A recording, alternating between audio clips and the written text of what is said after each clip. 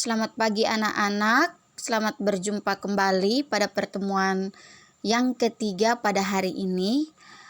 Kali lalu kita telah belajar bagaimana menyimpulkan teks laporan percobaan. Dan pada hari ini kita memasuki materi struktur, sistematika, dan kaidah kebahasaan teks laporan percobaan. Nah, kita mulai dari pertama ya, struktur teks laporan percobaan. Kita bisa lihat di sini struktur teks laporan percobaan itu ada dua.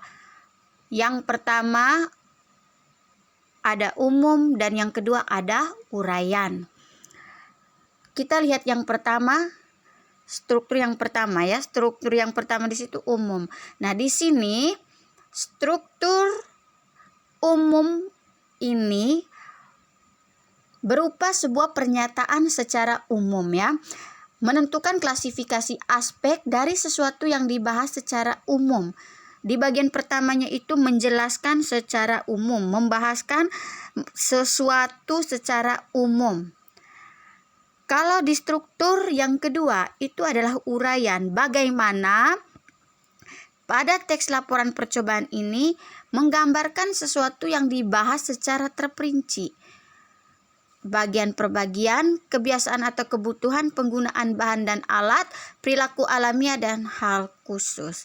Ya, kalau di bagian pertama berupa pernyataan umum, sedangkan di bagian yang kedua menjelaskan secara terperinci.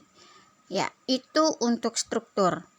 Yang berikut kita lihat, setelah struktur itu ada sistematika teks laporan percobaan. Di sini anak-anak bisa lihat sistematika teks laporan percobaan itu apa saja. Nah, kita lihat yang pertama itu ada judul. Setelah judul ada objek. Yang ketiga pelaku percobaan. Yang keempat tempat dan waktu percobaan. Yang kelima tujuan. Yang keenam bahan dan alat. Yang ketujuh langkah. Yang kedelapan hasil laporan percobaan. Yang kesembilan simpulan. Dan yang kesepuluh ada daftar pustaka.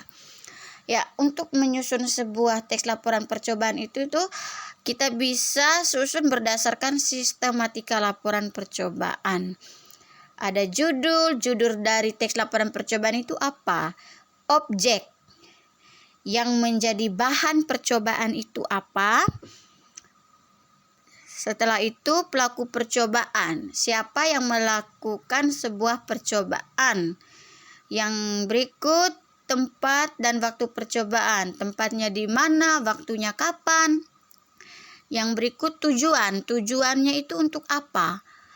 Setelah itu bahan dan alat yang digunakan apa saja. Langkah-langkahnya seperti apa? Nah, setelah langkah-langkah itu ada hasil dari sebuah laporan percobaan. Dari hasil tersebut kita bisa simpulkan.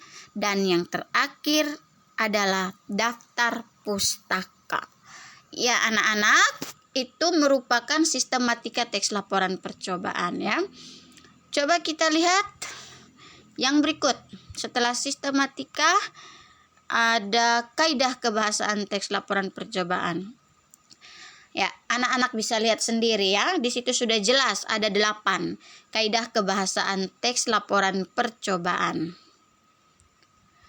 Bisa dibaca sendiri dan coba pahami, apalagi anak-anak kan sudah mempunyai buku bahasa Indonesia, jadi bisa lihat dan baca juga pahami sendiri.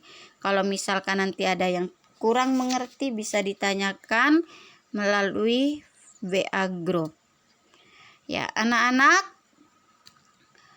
hari ini Ibu juga akan memberikan tugas. Dan nanti tugasnya akan dikumpulkan pada tanggal 29 ya, pada tanggal 29. 29 yang akan datang. Bagi anak-anak yang belum mengumpulkan tugas, nanti bisa ke sekolah tanggal 29 Agustus. Ya, Ibu kira cukup sampai di sini dulu materi hari ini. Dan tugasnya akan Ibu kirim, anak-anak bisa kerjakan di rumah. Jangan lupa kerjakan dengan benar.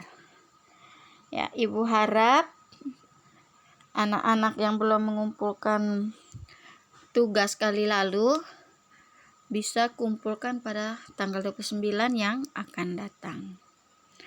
Oke, untuk hari ini sampai di sini saja. Dari tempat ini Ibu sampaikan terima kasih dan selamat siang.